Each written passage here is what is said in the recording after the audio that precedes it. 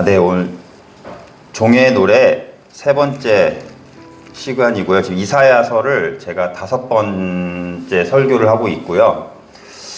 그리고 종의 노래 그 중에 세 번째 하고 있습니다. 뭐 처음에 이사야 설교를 하려고 했을 때 종의 노래를 이렇게까지 할 계획은 없었지만 항상 계획대로 되지 않는 게 또 하다 보니 종의 노래를 또 해야 되겠다는 마음이 드러나서 또 이사야 전체를 보니까 이 종의 노래가 발견해 주신 학자들에게는 참 고마운데, 종의 노래가 이사야서에서 가장 좀 중심 부분에 있는 것 같아요. 이 종에 대한 바램, 그러니까 하나님의 바램이 드러난 부분이에요. 사실 하나님께서 정말 이런 종이 어디 없나?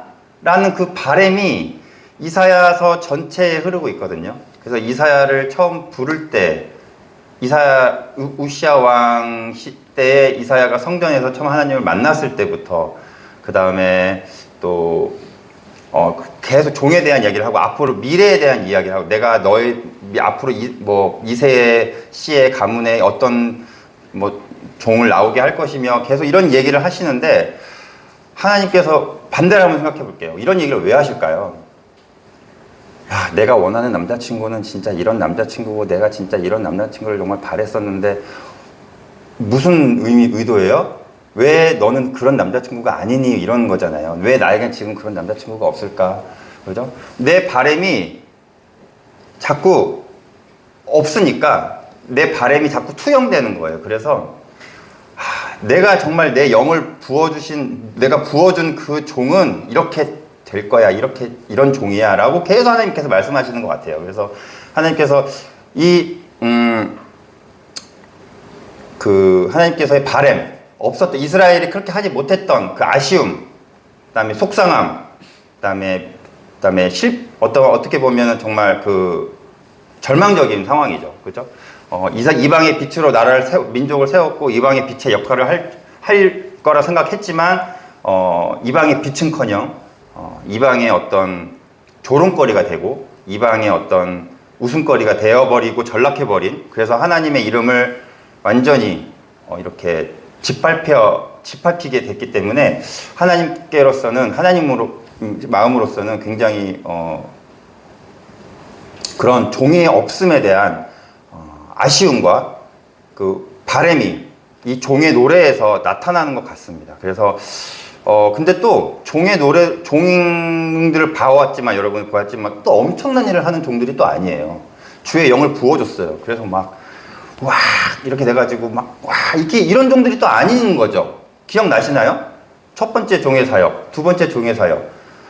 잘은 모르겠지만 화려하지는 않았다라는 느낌. 에게 이런 일을 하는 걸 원하시는 거였어? 이런 느낌이죠. 이거는 우리가 생각하는 이런 일은 좀 다른데, 이런 느낌. 그걸 알면서 이제 설교를 하는 거예요.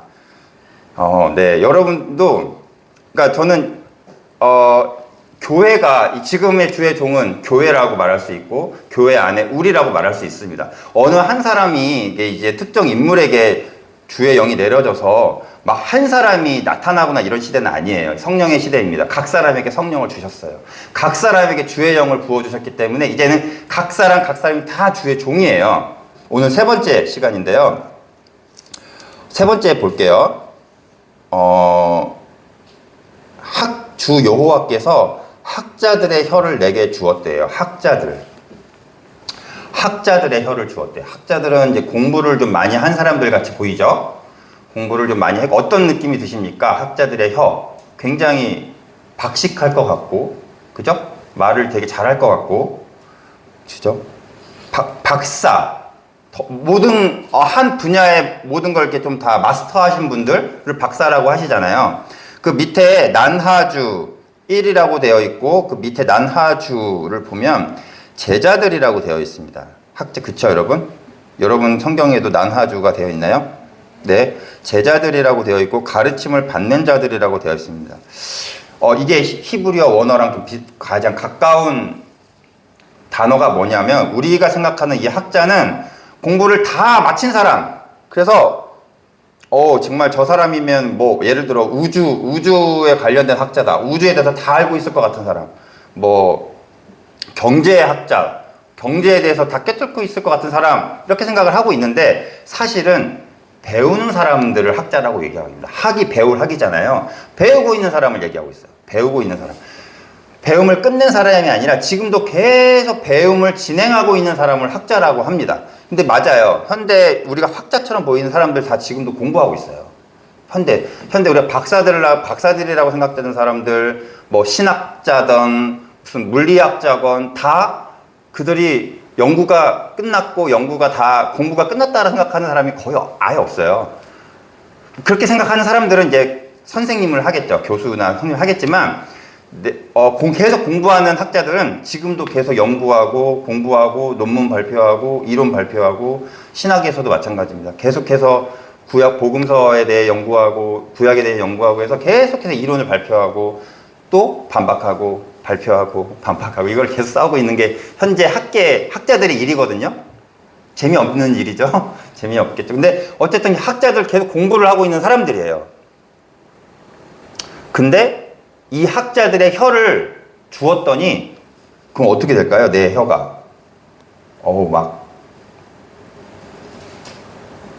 막 박사처럼 말을 하게 될까요? 내가 어떻게 됐냐면요, 공고한 자를 말로 어떻게 도와줄 줄을 알게 하셨대요.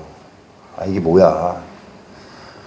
곤고한 자들, 뭐 예를 힘들어하는 자들, 가난한 자들, 상심한 자들, 낙심한 자들에게 내가 가서 이 사람들에게 내가 어떻게 말을 해줘야 될까라는 그 말을 어떻게 해야 될지 알게 되었다는 거예요. 학자들의 혀가 생겼더니. 네. 뭔가 화려하게 말할 것 같고, 뭔가 화려하게 막 설교할 것 같고, 막 논쟁할 것 그런 혀가 아니라 저 사람에게 내가 가서 무슨 말을 해줘야 될지 알게 되었대요. 세 번째 종의 사역도 역시 뭐지? 라는 생각이 드는 거죠. 공부의 의미를 다시 한번 생각해 봅니다, 여러분. 공부하시는 분들, 지금 청년들 공부하고 있죠? 공부 왜 하십니까? 공부하시는 분들 다 학자예요. 뭐 직장인들도 직장 안에서 공부를 계속 하고 있는 걸로 알고 있어요. 저도 지금도 공부하고 있고요. 저도 공부를 하고 있지만 설교를 위한 공부는 아니고 그냥 진짜 제 자신을 위한 공부인 것 같아요. 근데 내가 왜 공부하지라고 생각해 봤을 때 공고한 사람들에게 해줄 말을 알기 위해서 하는 공부는 아닌 것 같아요. 여러분들의 공부는 어떻습니까? 좋은 강연이 있으면 지금도 찾아다닙니다. 좋은 강연이 있으면 돈 내고서라도 찾아다니고, 좋은 책이 나오면 어떻게든 책을 사서 봅니다. 못 보고 쌓여 있더라도 일단 사놓습니다. 공부에 대한 욕심이 있어요. 근데 학위를 위한 공부도 아니고요. 여러분들에게 아는 척 하려고 설교하려고 하는 공부도 아닙니다. 제가 공부하고 있는 공부는 여러분들에게 설교할 내용들이 아닙니다. 근데 왜 공부하지? 생각해 봤어요. 내가 왜 거기까지 가서 그 강연을 듣고 있지? 난 뭐 없어요. 강연 준다고 해서, 그 강의 듣는다고 해서 뭐 자격증 주는 거 아니에요. 그냥 가서 들어요. 제가 돈 내고, 특강비 내고. 그리고 와요. 또 목사님께 좋은 강연이 있으면 또 공유도 하고, 저 이런 강연 듣고 왔습니다. 이렇게. 그죠? 근데 써먹을 데가 없어요. 그냥 저 혼자만 알고 있는 거예요. 근데 진짜 저 자신을 위한 공부인데요. 다른 사람에게, 공고한 사람에게 도와주기 위해서 하는 공부는 아니더라고요. 자, 여러분들의 공부는 어떻습니까? 여러분들에게 학자들의 혀가 내려왔는데, 여러분들에게 정말 그 배우는 사람의 혀가 내려왔는데 그런 일이 생겼다. 난 이러려고 배우는 게 아닌데, 나는 내 공부는 이거를 위해서 하는 공부가 아닌데 라는 어떤 의아함이 들 것 같아요. 세상 모든 공부가 다 그렇습니다. 저는 하나님께서 왜 굳이 학자라는 말을 쓰셨을까라는 생각을 제가 해봤는데, 당시에 바벨론이잖아요. 바벨론에 학자들이 있었어요. 어떤 학자들? 바벨론 하면은 무슨 학문이 제일 발달한 것으로 생각됩니까, 여러분? 천문학. 네. 동방박사가 어디서 왔죠? 이스라엘에서의 동쪽, 바벨론 쪽이에요. 이스라엘로부터 동쪽, 바벨론 쪽에서 박사들이 왔습니다. 별을 보고 점성술, 천문학이 발달된 그런 바벨론, 굉장히 문명이 발달된 나라, 그 안에 학자들이 많았겠죠. 그리고 다니엘도 그런 것들을 배웠어요. 거기 안에서 함께. 그래서 왕이 꿈을 꾸면 꿈을 해석해주는 그런 것도 배우고, 그런 학문이 발달했는데 다 무엇을 위한 학문입니까? 국가와 왕을 위한 학문이에요. 나를 위한 학문이고, 내가 잘 되기 위한 학문이고. 다. 그리고 여러분, 세상의 대부분의 현대 세상 모든 발명품들이 언제 발명됐는지 아세요? 뭐 예를 들어 플라스틱, 예를 들어 보온병, 이런 거 다 언제 발명됐는지 아세요? 전쟁 때 발명됐어요. 전쟁에서 이기기 위해서. 도시락 다 뭐 코카콜라, 지금 우리가 누리고 있는 것들 다 세계 1차 대전, 2차 대전 때 전쟁을 어떻게 하면 효율적으로 할 수 있을까 고민하면서 발견된 것들이 현대 발명품들이에요. 그러니까 그런 과학과 학문 같은 것들은 거의 다 어떤 이득을 위한 거죠. 나라를 위한 것이고, 왕을 위한 것이고, 국가를 위한 것이죠. 근데 하나님께서 학자들의 혀를 내게 주니까 결과가 뭐냐면 내 명예와 성공이 아니라 그 하나님이 주신 혀로 공부한 사람에게 가서 말해주기입니다. 말해주기. 어떤 엄청난 청중들 앞에서 말하는 게 아니라, 왕 앞에서 말하는 게 아니라, 공고한, 아무도 알아주지 않는 공고한 사람에게 가서 말해주기. 자, 주의 종이 되고 싶으십니까? 네. 그래서 여기서 그래서 학자는, 제가 자꾸 학자 공부 이렇게 얘기를 하는데 어떻게 보면 학자는 제자라는 말에 더 가까운 것 같아요. 제자. 그냥 제자라고 생각합시다. 우리가 이 학자는 그냥 하나님의 말씀을 더 배우기 위한 제자들이에요. 하나님의 음성을 더 듣기 위해 귀 기울이는 제자들. 그래서 이 제자들이 정말 하나님의 말씀을 더 듣기 위해서 공부하고 연구하고, 그 다음에 하나님의 음성을 듣기 위해 기도하는 이 제자들이 하나님의 혀를 받았을 때, 학자들의 혀를 받았을 때, 그 제자들의 혀를 받았을 때 뭔가 화려해지는 것이 아니라 공부한 사람들에게 가서 하나님이 너를 위로하신다라고 말해주고, 내가 너를 사랑한다라고 말해주고, 축복해준다고 말해주는 거예요. 아까 다윗이 축복 인도했죠? 그런 말을 해주는 거예요. 그런 말을 듣고 다시 회복되는 거죠. 그런 일을 하는 것이 주의 종이라는 것입니다.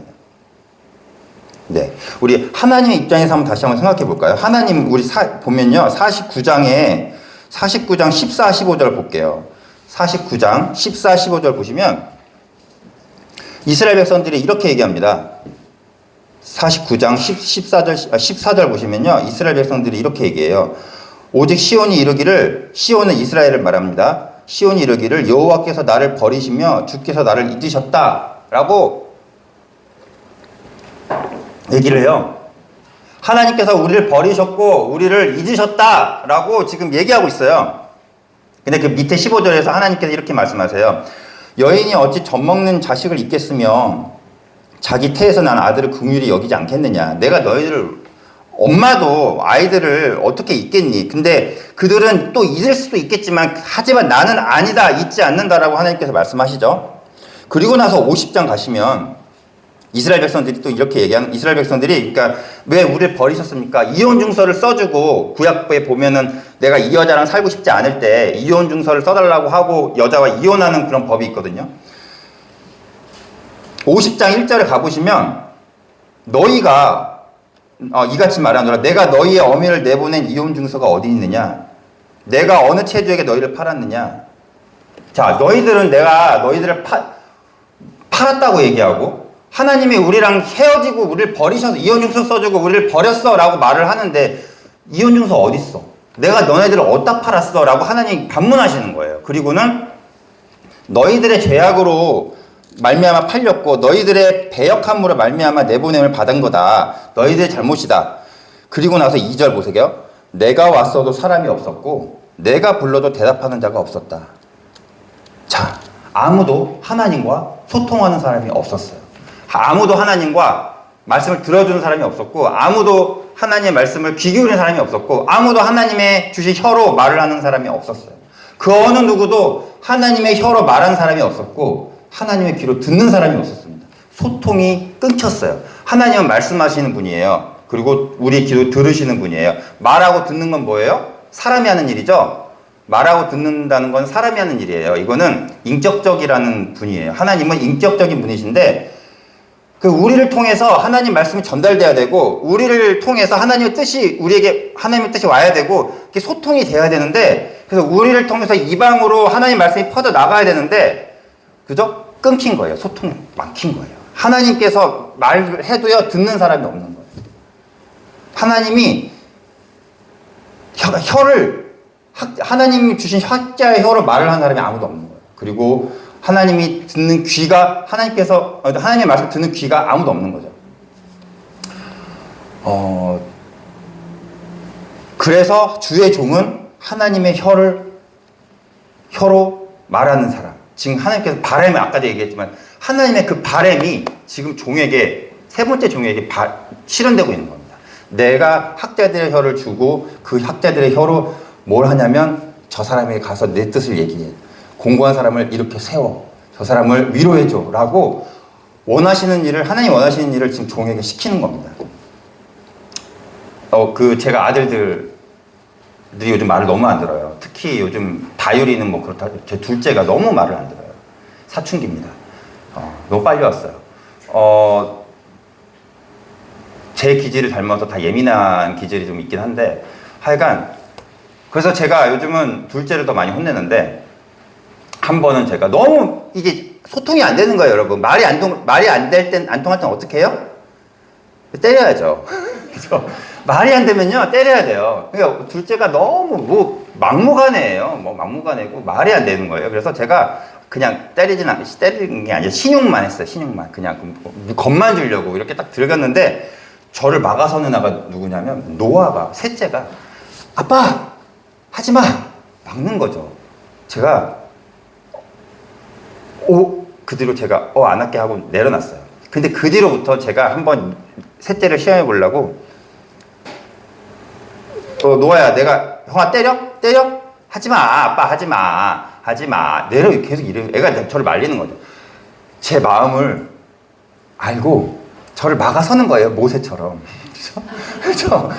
제가 셋째를 너무 좋아해서 그런 건 아닙니다. 근데 누군가가 소통이 안 될 때 누군가가 내 앞에 서서 저와 얘기를 하는 사람이 있다는 거예요. 그게 지금 여러분 그래 내가 너 때문에 내가 그래 내려놓는 거죠. 이렇게 그 기분 아세요? 자식을 키워보신 분들은 아실 거잖아요. 그죠? 누군가가 나와 소통을 하고 있어. 다 막혀 있는데 넷째 중에 네 명 중에 누구냐고 묻진 않겠습니다. 그 사람이. 근데 그런 사람이 있다니까요. 그게 주의 종이라는 거죠. 다 막혀 있어요. 내가 왔어도 사람이 없었고 내가 불러도 대답하는 자가 없었는데 학자의 혀로 말을 하는 사람이 있고 학자의 귀로 하나님의 말씀 듣는 사람이 있다는 거죠. 그게 주의 종이라는 것입니다. 그래서 이 사람들이 어떤 공고한 자들에게 말로 어떻게 도와줄까? 아마 이 공고한 자들은 누구일까요? 가난한 자들이기도 하겠지만 아마 1차적으로는 포로된 백성들을 말할 것 같아요. 포로된 백성들, 그래서 나라를 잃어버리고 상심한 백성들을 말할 것 같아요. 그리고 하나님께서 다시 귀환시킨다는데 이스라엘로 어떻게 가라고 낙심하고 있는 자들을 말할 것 같아요. 1차적인 이유는. 하지만 또 더 나가면 가난한 자들, 또 낙심한 자들, 우리에 적용된다면 지금 뭔가 슬퍼하고 있는 사람들, 마음이 상한 사람들, 이런 사람들이겠죠. 이 사람들에게 가서 주의 종들은 그 사람들을 일으켜주기 세우기 위해 말을 한다는 거죠. 고민한다는 거예요. 이게 어떤 학문적으로 엄청난 일입니까? 내가 저 사람에게 학자들은 내가 저 학자를 내 이론을 반대하는 저 학자를 어떻게 하면 내가 누를까 고민만 해요. 내 이론을 반대했어? 반박해봐. 반박했어. 그 반박을 난 또 반박해야 돼. 학자들끼리 서로 이거 반박하면서 싸우거든요. 근데 하나님의 학자의 혀를 받은 사람은 그 학자들과 싸우는 게 아니라 내가 저 사람에게 어떤 말을 해줘야 될까? 내가 저 사람에게 어떻게 얘기를 해줘야 될까라고 고민한다는 거예요. 큰 일이 아닌 거죠. 우리 기준에서는. 하나님에게는 굉장히 중요한 일인데 우리 기준에서는 굳이 저거 하려고? 겨우 이거 하려고 나에게 혀를 주셨나? 라는 생각이 되는 거예요. 여러분, 제가 얘기했지만 그래서 제가 얻은 결론은 큰 일은 하나님이 하신다. 우리는 주어진 일을 해라. 라는 게 제 결론이에요. 여러분, 자꾸 우리가 큰 일을 하려고 하죠. 학자들의 혀를 얻었으니까 내가 저 이단들을 향해 반박하마. 다다다다다. 내가 저 교리가 틀린, 내가 우리 정통 보수신학을 지키기 위해 제가 제 학자와 싸우겠어. 이런 큰 일을 하라는 게 아니라, 이런 일은요, 하나님이 알아서 하시는 거고요. 우리는 낙심한 자들, 저기 웅크리고 있는 자들에게 가서 어떤 말을 해줘야 될까라고 고민하라는 거죠. 그게 주의 종의 일이는 거예요. 제가 20대 말에 미술대학을 졸업하고 목사님을 만나기 전 아프리카를 다녀왔는데 거기 가서 저의 일을 발견했어요. 그때만 해도 그림 그려, 이 미술대학을 졸업했는데 뭐 먹고 살지? 뭘 해야 되지? 무슨 그림을 그려야 되지? 어떻게 해야 되지? 하다가 아프리카를 다녀왔는데 와! 여기에 일이 있었어요. 뭐냐면 엄청나게 제가 생각했을 때 큰 일이었어요. 시골 교회에 아이들이 있었는데 아무도 성경책이 없어요. 근데 거기에서 그림으로 그려진 성경책을 만들면 굉장히 이 아이들이 예배를 잘 드릴 것 같다는 얘기를 들었어요. 이게 내 일이구나. 그래, 이제 내 일을 찾았어. 자, 예레미야가 성전에서 하나님을 만납니다. 내가 너를 열방의 선지자로 세워주마. 이게 예레미야가 뭐라고 얘기하냐면, 저는 아직 아이라서 말을 할 줄 모릅니다. 내 이 말을 네 입에 두겠다. 너는 가서 말해라. 라고 합니다. 그래서 예레미야가 하나님의 말씀이 입술에 있으니까 이제 완전히 힘을 얻어서 말을 했죠. 결과가 어떻게 됐어요? 결과가 어떻게 됐어요? 고난당하고 매 맞고, 그죠? 저는 예레미야의 그때 말씀을 보고 내 붓끝에 하나님의 말씀을 두어서 큰 일을 하겠어. 그래서 제가 편지도 썼어요. 내 붓끝에 하나님의 말씀을 두었다 이렇게 하면서 큰 일을 가지고 아프리카로 가야지 했어요. 근데요, 결국엔 이제 제가 여기 있는 거 아닙니까? 그죠? 못 가고. 알았죠. 큰 일은요, 그러니까 큰 일은 제 마음대로 하는 게 아닌 것 같아요. 큰 일은 하나님이 하시는 거예요. 진짜 큰 일은 지금 하나님이 그게 내한테 시키신 일인가를 잘 생각해 봐야 돼요. 그거 하나님 나가 진짜 한 거 맞나? 내가 가서 이걸 하면 좋겠다라고 생각을 한 거지, 하나님이 정말 나한테 시킨 거 맞아? 라는 생각을 지금 해봅니다. 그리고 나서 그때는 전혀 기본도 안 되어 있는 신앙 공부, 전혀 기본도 안 되어 있었던 신학 공부, 전혀 기본도 안 되어 있었던 인성 공부, 아무런 준비도 안 되어 있었어요. 지금 생각해보면. 인성도 지금도 안 좋지만 그때도 안 좋았지. 신학적으로 아무것도 모르지. 뭘 알아야 성경을 그리지. 아무것도 모르는 상태에서 제가 미술대학 졸업했다는 이유만으로 거기 가서 큰일을 하리라 하고 가려고 했다. 하지만 목사님이 이제 목사님 막으신 거 아니에요? 하나님이 막았다고 생각합니다. 어쨌든 근데 지금 생각해보면 그래요. 큰일은 하나님이 하시는 거다. 우리는 그냥 지금 나에게 주어진, 하나님께서 지금 맡기신 일을, 작은 일이지만 그걸 하라는 거죠. 그거를 제가 깨달은 거예요. 아들들에게 제가 큰일을 바라겠습니까? 지금 다율이는, 아들들은 야구에 빠져가지고 야구를 보면 저한테 얘기해. 아빠, 내가 나중에 두산 베어스에 들어가서 홈런을 치면 아빠 어떨 것 같아? 기쁘겠지. 기쁜데 지금 그게 네가 생각할 고민거리는 아니고, 지금은 던지고 받는 걸 연습을 해야 되지 않을까? 지금은 아침에 일어나서 양치질하는 걸 먼저 해야 되지 않을까? 지금은 네가 좀 내일 숙제를 해야 되지 않을까? 아이들에게 바라는 건 작은 일들이에요. 주어진 일들이에요. 근데 얘네들은 자꾸 아빠, 내가 나중에 커서 이렇게 하면 아빠 좋을 것 같아? 내가 이렇게 하면 아빠 기쁠 것 같아? 라고 얘기를 한단 말이죠. 제가 거기 가서 그림 성경책을 만들어가지고 했어요. 그래서 아이들에게 예배를 드리게 했어요. 좋겠죠. 하나님의 일이겠죠. 근데 하나님의 일은 그렇게 제가 하면 좋겠어라고 하는 게 아니라 정말로 하나님께서 이끄시고 학자들의 혀를 주셔서 뭔가 주의 영이 내려져서 그렇게 움직여지는 것이 주의 종이라는 겁니다. 그리고 주의 종이 됐을 때 그렇게 큰 일이 주어지지 않는다는 거예요. 이걸 다 봤잖아요. 주의 영이 왔을 때 우리에게 맡겨진 일들은 작은 일들입니다. 저기 구석에 가서 쓰러져 있는 사람 이렇게 세우기입니다. 꺼져가는 등불 끄지 않고 잘 살려주기입니다. 상황 갈 때 꺾지 않고 잘 보존해주기, 이런 일들이라니까요. 그래서 우리의 욕망과 우리의 길이 자꾸 하나님의 일과 뒤섞여 있어요. 우리의 욕망과 우리의 길이 뒤섞여 있으면요, 하나님께서 받은 것도 있고, 근데 우리의 욕망도 있어. 그럼 뒤섞여 있으면 우리가 무엇을 말해야 될지, 우리가 무엇을 들어야 될지 몰라요. 근데 하나님의 혀로 말하고 하나님의 주신 귀로 듣는 주의 종은 정확히 하나님이 원하시는 일을 합니다. 흔들리지 않아요. 내가 가는 길은 저곳이 아니라 이곳이야 라고 저길로 가는 거예요. 귀를 또 여셨어요. 5절에 보시면 나의 귀를 여셨어요. 귀를 여시니까 어떻게 돼요? 여러분, 귀를 여시면 듣게 되죠. 하나님의 말씀을 듣게 되죠. 듣게 되니까 어떻게 되냐면 내가 거역하지도 않고 뒤로 물러가지도 않는데요. 자, 분명 거역할 일이 앞에 있어요. 이건 하나님, 이건 못하겠는데요. 하나님, 내가 귀를 여셔서 내가 들었는데, 하나님, 이거는 못하겠습니다. 이거는 제가 앞으로 나아갈 수 없겠는데요. 하나님. 근데, 그런 상황이 앞에 있다는 거죠. 우리가 하나님의 뜻을 알고, 이게 하나님의 길이구나 하고 갈 때 사람들은 환영해주지 않아요. 조롱하고요. 또, 우리를 막 무서워하지도 않아요. 왜 저렇게 사는지 비웃기도 합니다. 근데, 우리의 귀를 열었을 때, 어떻게 되냐면 물러서지도 않고 거역하지도 않게 됩니다.